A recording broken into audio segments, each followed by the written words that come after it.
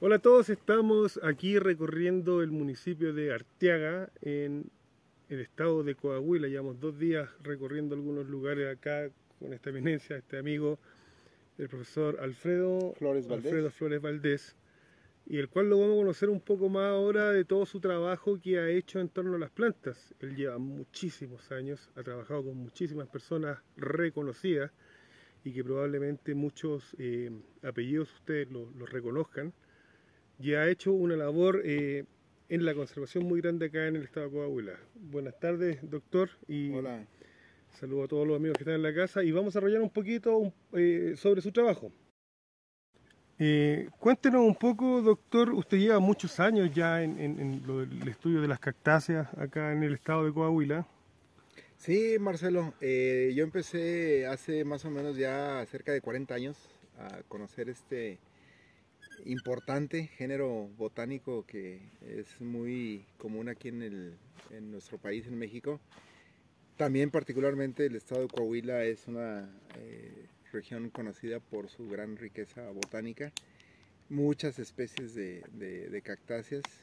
Me ha tocado conocer la mayoría de ellas, no todas, hay alguna que otra que están recién descritas, no hemos tenido la oportunidad de conocerla, pero digamos lo más importante, lo que yo encontré como un punto importantísimo es la conservación. El crecimiento de cualquier ciudad en el mundo siempre es constante, no es privativo de esta zona del mundo. En Coahuila experimentamos un crecimiento industrial, habitacional, agrícola muy fuerte, a pesar de que somos un estado donde hay una buena parte del año de sequía, pero se desarrollan también ciertos cultivos y todo esto ha impactado grandemente muchos hábitats que hay conocidos y nuevos que se están descubriendo, y pues desde entonces he tratado de conocerlos y hacer diagnósticos, escribir reportes en agencias gubernamentales y en la literatura en general, para dar a conocer cada X tiempo, 3, 4 años, cómo es el estatus de las especies en su hábitat natural. Y pues hay de todo, ¿verdad? Te puedo escribir ahí saqueos, hay limpieza de terrenos para nuevos desarrollos habitacionales, industriales, agrícolas, enfermedades, muchas enfermedades. Estos ciclos que estamos viviendo últimamente de sequía con de repente una gran cantidad de lluvia, hacen que las plantas pues pasen de un estado de estrés a un estado de sobrealimentación, y pues como tú lo has visto en estos recorridos que hemos hecho, hay daños de todo tipo, ¿verdad? Entonces, algo está pasando.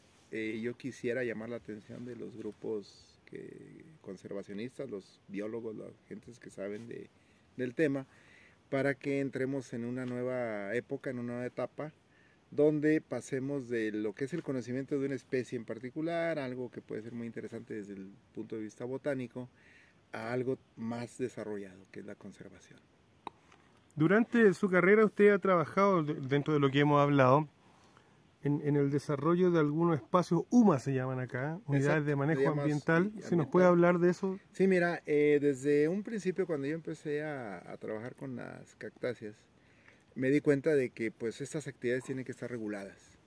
¿Por qué? Porque así como uno puede dedicarse desde el punto de vista de conservación a dar a conocer los estatus, pues también nos movemos en un borde, un filo muy delicado, que es el saqueo, ¿verdad?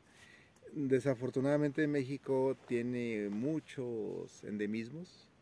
Hablamos de 400, 500 especies que son únicas de nuestro país, y sobre todo de regiones muy pequeñas, ¿verdad? El desconocimiento de estas regiones impacta mucho en que los desarrollos de los que yo he hablado en los últimos minutos se pueden dar sin que pueda existir una manifestación de impacto ambiental, y pues ese desconocimiento puede influir o incidir en que desaparezcan poblaciones de la noche a la mañana, ¿verdad? Prácticamente sin que nadie se dé cuenta. Y ahí es donde hace muchos años se creó ese concepto de UMA, Unidad de Manejo Ambiental, para no solo contribuir al establecimiento de muestras de colecciones botánicas, sino también su reproducción.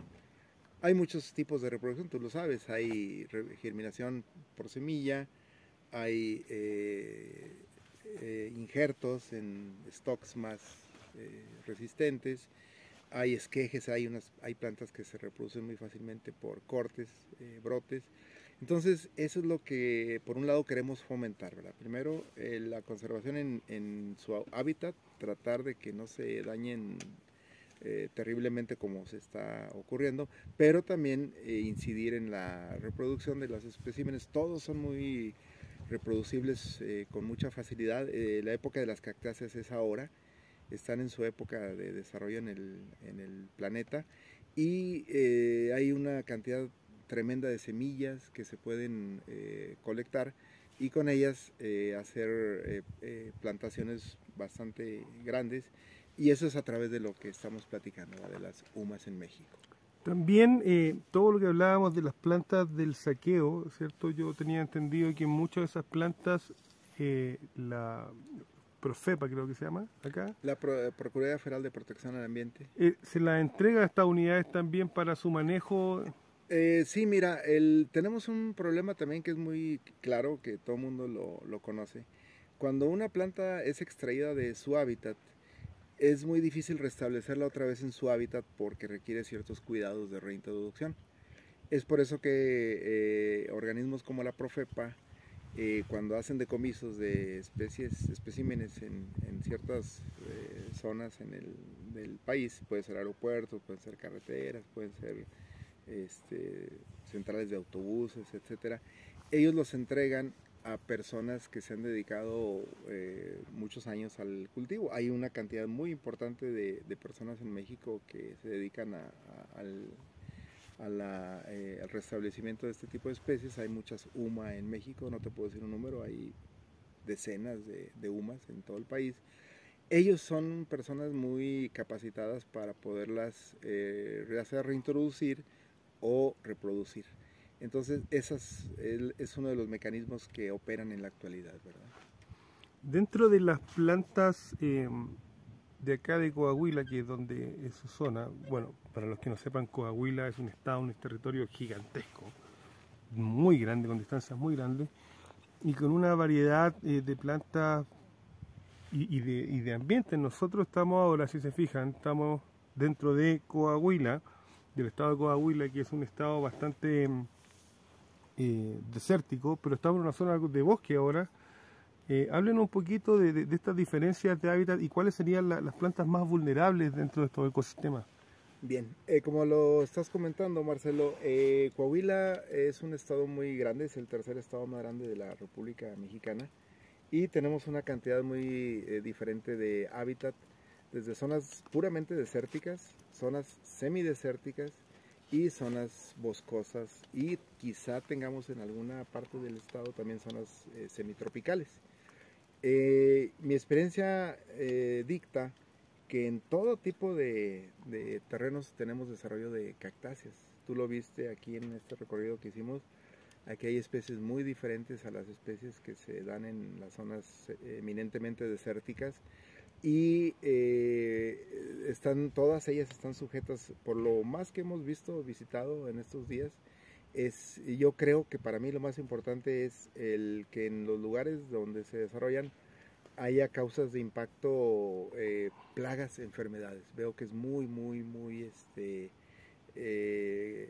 peligroso, se está desarrollando con una gran velocidad la proliferación de plagas, enfermedades, y no hay en la actualidad una especie que yo te pueda decir esta es la más vulnerable. Todas están siendo impactadas, todas en su totalidad, y yo creo que esto va a ser un problema muy complicado de resolver por la gran cantidad de plantas, por la gran cantidad de terreno en donde se desarrollan, y ahí yo quisiera ver si grupos de expertos en el control de plagas y enfermedades pudieran hacer evaluaciones in situ y decirnos realmente de qué tamaño es el problema. Yo lo veo que es grande, pero quisiera saber de qué tamaño es realmente es donde quisiéramos, al menos yo quisiera desarrollar una cantidad de personas que puedan ayudarnos a hacer diagnósticos en hábitat.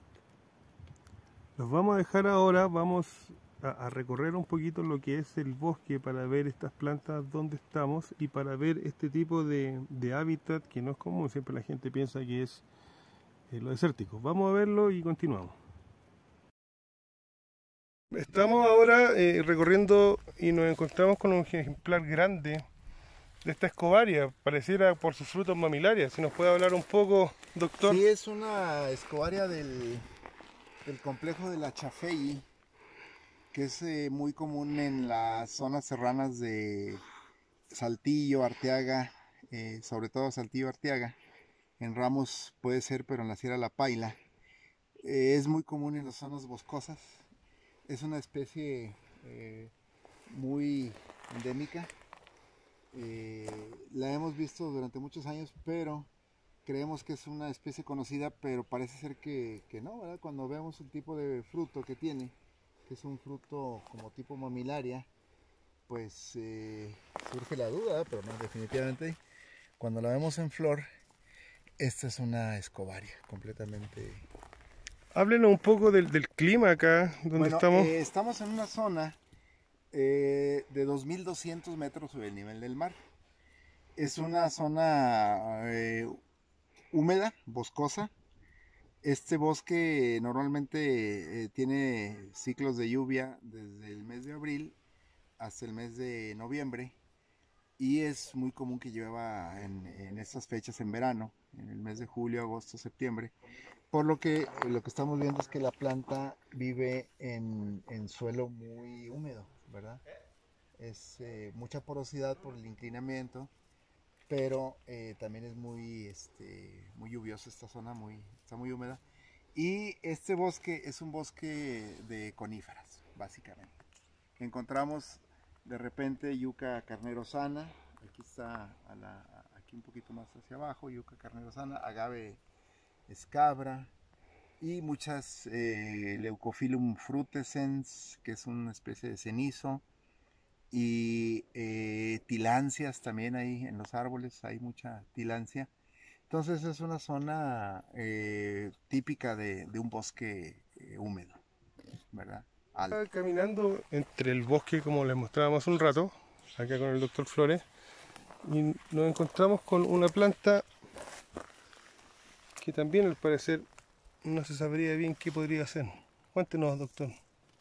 Bueno, tenemos una discusión de ya varios años.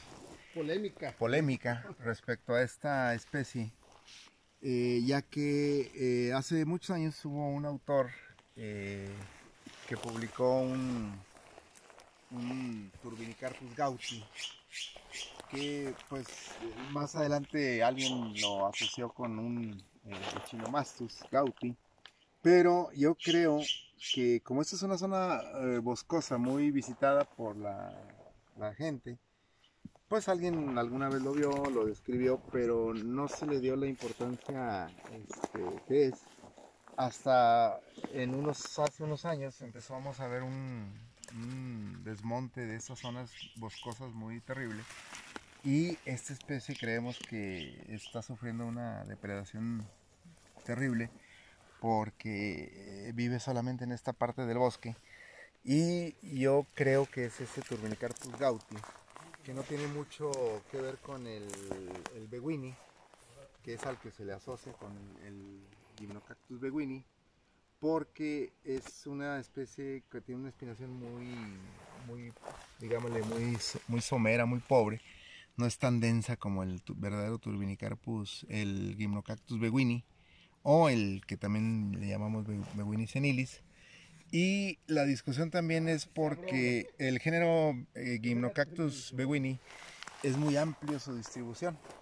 Desde Coahuila hasta San Luis Potosí se pueden encontrar diversas especies, subespecies, y pues todas con un grado de diferencia importante entre ellas, pero esta sí creemos que es muy cercana a Turbinicarpus porque tiene todas las características de un Turbinicarpus. Su flor es rosa, no la estamos viendo ahorita, no es la época, Pero ahí tenemos esa discusión, ¿verdad? De que ¿qué será? ¿Un Turbinicarpus? ¿Un de Winnie? ¿Cuál es? Tendríamos que hacer una metodología muy completa para poder descifrar qué es en realidad.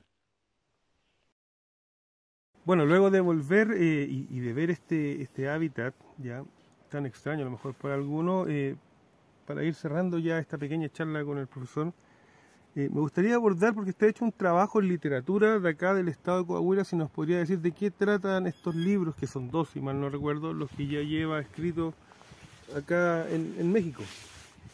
Bien, sí, Marcelo, mira, tú me preguntaste hace unos minutos si yo tenía alguna escuela en particular.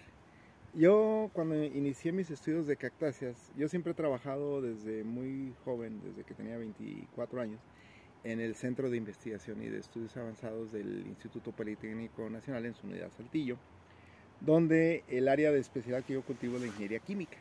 Pero en esa época tuve la oportunidad de conocer a uno de los que yo considero el más importante investigador en México de las cactáceas, el ingeniero Guillermo Moller de Villar.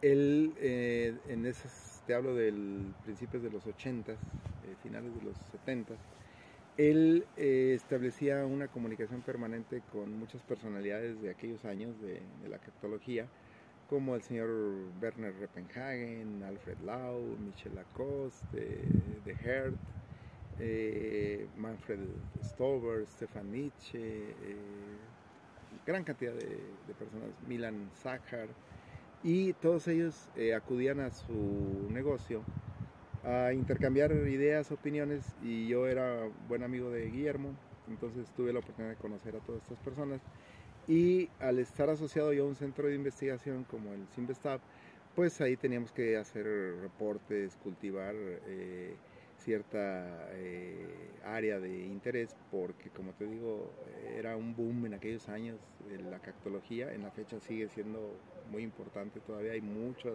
personas nuevas que trabajan en este campo, y después de más o menos 20 años de aprender en campo, porque mi trabajo principal es en campo.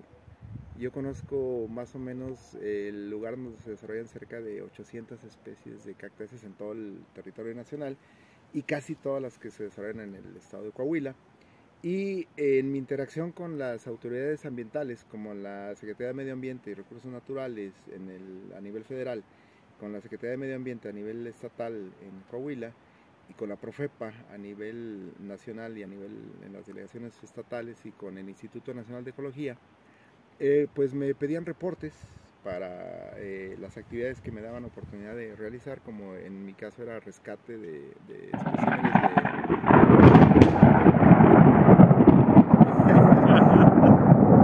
Bienvenida la lluvia que nos va a caer un poco. Entonces, en base a todos esos reportes que me tocó hacer, pude juntar material para hacer 2 publicaciones que se llaman Las Cactáceas de Coahuila, y donde se detallan a grandes rasgos cuál es el estatus ecológico de esas especies. Traté de incluirlas a todas las conocidas en esa época, libros escritos en el 2015, 2018, y pues están disponibles en algunas instancias gubernamentales como la Semarnat, la Profepa, y en línea creo que también ya lo publicaron. El autor soy yo únicamente, Alfredo Flores Valdés, y los libros se llaman Guía de Cactáceas del Estado de Coahuila. Se pueden buscar en internet, y ahí creo que ya están disponibles para para poderlos bajar a tu computadora. Bueno, antes que ya empezó la lluvia, agradecerle tu tiempo, Alfredo, doctor, e invitarlo, ¿cierto?, a ver esta literatura que se encuentra online. Yo la he visto, para que se aprendan un poco más, y obviamente felicitarlo por su trabajo acá en México. Muchas gracias, doctor. Gracias, Marcelo. Bienvenido a México, y qué bueno que estamos en esta entrevista.